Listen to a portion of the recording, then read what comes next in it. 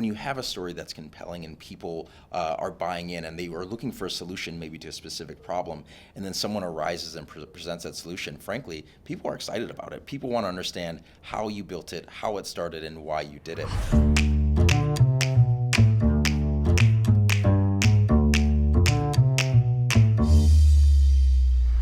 Hey everyone, it's Arick Weirson here with Leverage Storytelling. Today my guest is Jazz Hampton. Jazz, thanks for joining us. Yeah, thrilled to be here. Thanks for having me. You know, I Googled you before we started this. I know a lot about you, but the first thing that came up actually was the Hampton Jazz Festival. Do you have anything to do with that? I don't. I always say, people always ask if I'm related to Lionel Hampton when they see my name, and I always say I wouldn't have gone to law school. I would be sitting on a beach somewhere if that was my legacy. So no connection, but yeah, that is what comes up when you Google me for sure. Well, so there's actually what coming up, speaking of Google, I'm sure what comes up now, we'll talk about this a little bit later, is you're running for mayor of Minneapolis. So that's pretty exciting. We'll get into that in a little bit. Yeah. But before we do that, tell me about yourself. I mean, I think most people watching this may be familiar with TurnSignl. Yeah. But just tell us a little bit about the company that you founded, and then we'll get into why I think that's so interesting for leverage storytelling. Yeah, so TurnSignl is a platform that connects drivers to an attorney on a video call instantaneously when they've either been pulled over or they've been in an accident. And we were born and started after the tragedy of George Floyd, which happened a couple miles from my house.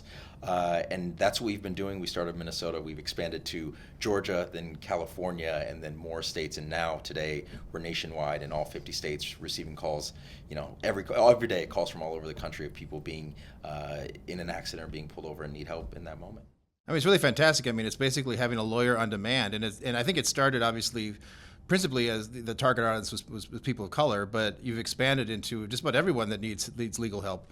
And they don't know how to deal. They don't know what their rights are when it comes to law enforcement, right? Yeah, I always say it kind of felt like hip hop music, right? Where it started for one reason by one group, and it became pop culture, became mainstream, and frankly, I knew that was what was going to happen. So now it started with a lot of folks who said, "I feel like I need this in the moment." Now it'll be a mom saying they got it for their teenage daughter who was pulled over by an unmarked police car and want someone to be there for them in their moment of need. So and it's also endorsed by law enforcement too, right? Yeah, I mean, I always say when I talk to law enforcement, I say in the best case scenario, I want you to go on NBC Nightly News with me and talk about how this is a good solution. Worst case scenario, when you talk to someone in the street, I want you to say, "Hey, this thing TurnSignl is pretty cool. I would suggest that maybe you download it as well." Yeah. So let's talk about that. And the reason I wanted you on to talk about TurnSignl is if there's any startup that I've watched that punches above its weight in terms of media impressions, it's TurnSignl. I don't know where I ran across this recently. I think I was looking at your CMO, and it was saying that she has placed over 140 major articles in national media. And this is a startup in Minneapolis, Minnesota. Yeah. And I believe it because I've seen you with Lester Holt on NBC News. I've seen you with Jonathan Capehart on MSNBC. I've seen you in USA Today, in Forbes, The Observer. Yeah. Fantastic article. But I mean, tell me about that. How were you able to sort of get so much media attention for what was a really great idea, but in a small market and with a very small sort of addressable audience initially? Yeah, I think we've received that a lot. Someone will reach out to me maybe once a month and say, "What PR company are you using?" And I was like, "And no, it's just Cree."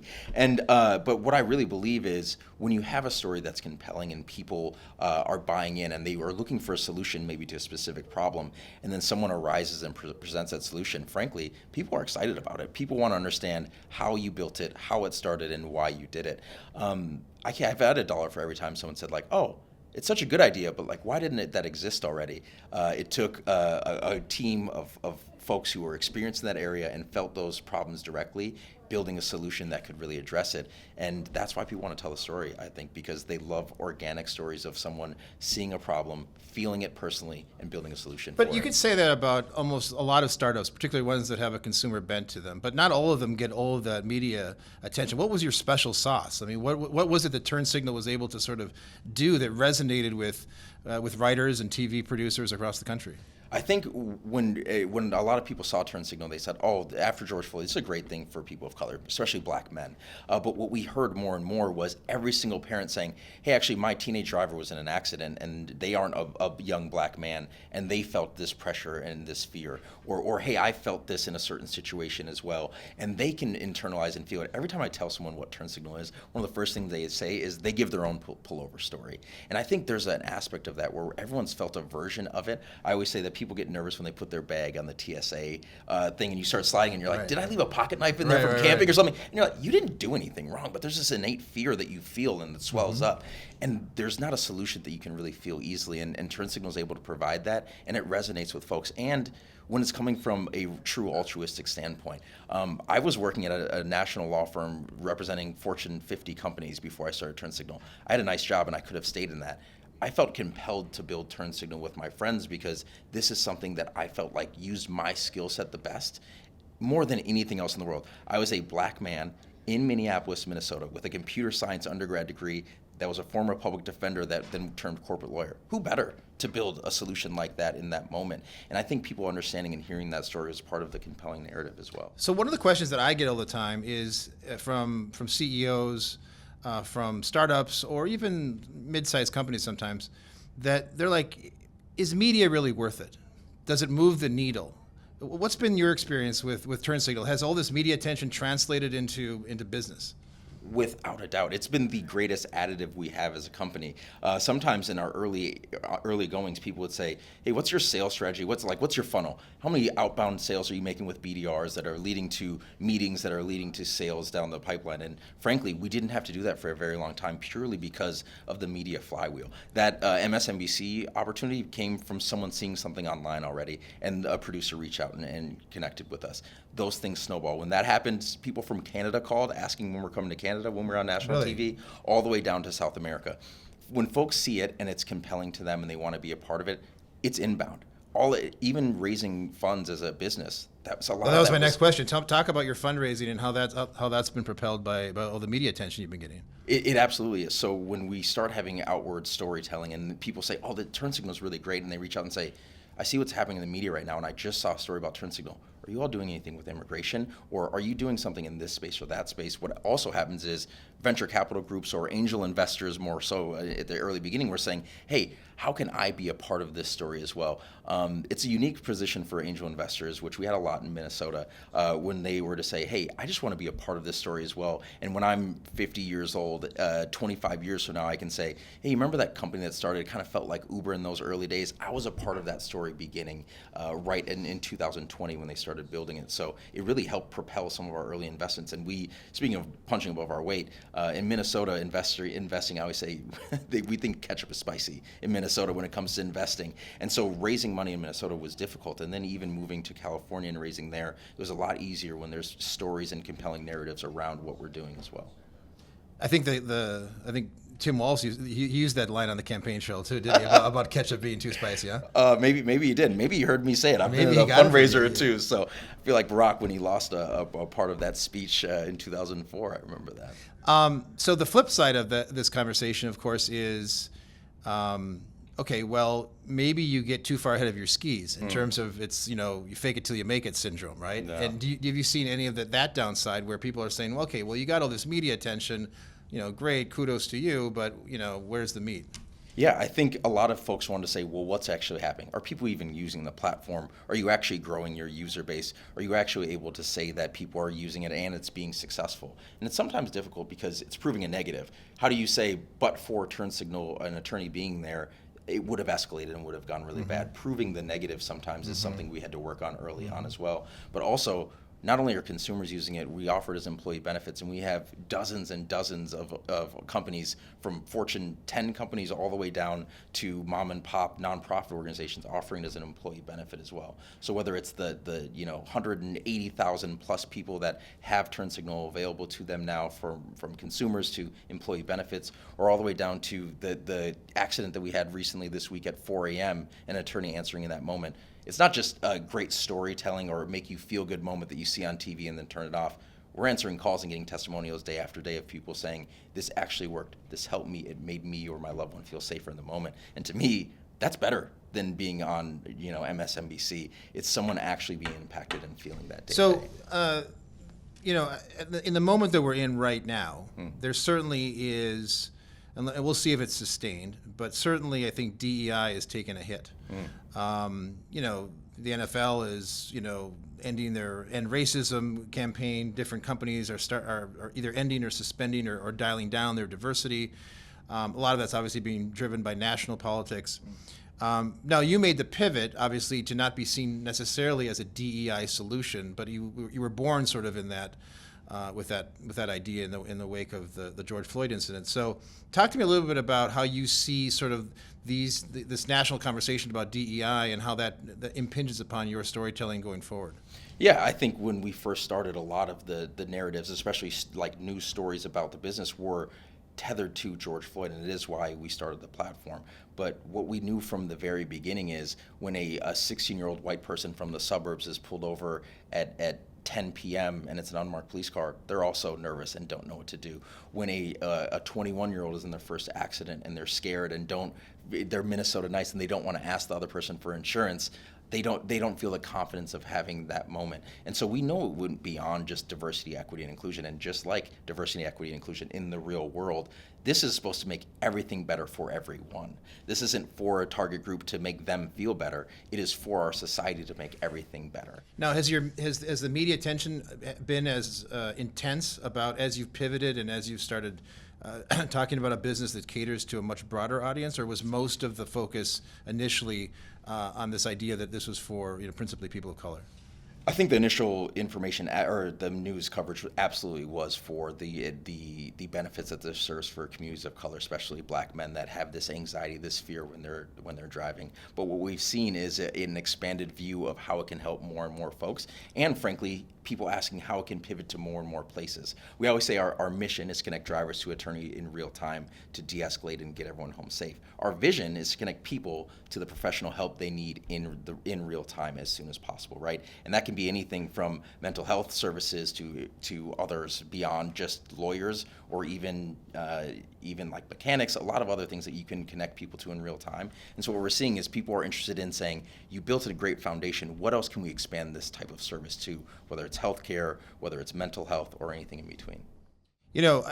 I was thinking about you recently, not recently, maybe about 4 or 5 months ago. I drive, my main car that I drive is actually a big Ram truck, big black one. And I have a orange phone case I have to change it actually, because of this phone case, a cop, he wasn't unmarked, but I didn't see him because I was so high up. He saw me, using my phone at a stoplight right by my house. And as soon as I turned the corner, he went, lights, no siren, lights turned over, and he came up to me and he said, you were using your phone, I caught you, let me see your insurance. And I was like, oh, I think, so I just got a new insurance card. I don't think it was on me. I didn't take a picture of it. Yeah. He's like, well, give me your driver's license. I had my driver's license. So he goes back and he said, well, you look like someone, you wouldn't be driving such an expensive truck if you didn't have insurance. So I'm sure you've got insurance, and just don't use it. And after that, I was thinking, I'm a 50-something white guy, and in a suburban community, and that was a very non-confrontational, pleasant, to the extent that being pulled over can be pleasant experience. Right. But I'm sure that is very much a sort of dictated by the circumstances, where that could be very different for someone else in a different situation. And that was actually exactly what was on my mind. Yeah, I mean, we hear stories all the time, and I've been pulled over a dozen times, and I've never received a ticket in my life. And I think a lot of interactions, good, bad, or indifferent, are officers trying to feel out a moment and see what they can tangibly feel as they're going through that interaction, right? But what I also know is I was pulled over once, and the officer said to me, you have a clean record. I don't see many kids of color. I was 17 at the time. I don't see many kids of color from the inner city that don't have a record. I'm not going to give you your first ticket, but please slow down. And I was in a white Escalade with 20-inch rims. Thanks, Dad. And I was driving my dad's car, and I remember she said, but you have to slow down because you'll be pulled over every time in this car. And what she was trying to tell me in that moment was she was genuinely trying to be helpful. She's like, slow down, man. Like, you have a target on your back, and you shouldn't be driving that fast because you'll definitely get pulled over. But what was also being communicated to me, I was literally a 17-year-old kid driving to visit the college I was going to go attend that next year, was, wow, the feeling and the fear I had was made real in that moment. And that was really disappointing as well, from someone who was genuinely having a nice interaction to me. And so there can be a wide span of interactions that can go good, bad, or indifferent, but people come into those interactions with fears already and maybe bad experiences already. Philando Castile had been pulled over a dozen times leading up to that final time that he was pulled over. Your preconceived notions of that interaction are real, and having someone there that can de-escalate it is really, really valuable in that moment. Now let's pivot for a second, and I want to talk about more storytelling that's going to be happening. You've decided you are running for mayor of Minneapolis. Now, was the experience you had at TurnSignl? You were able to create all this media buzz around this product and this amazing company that you've built.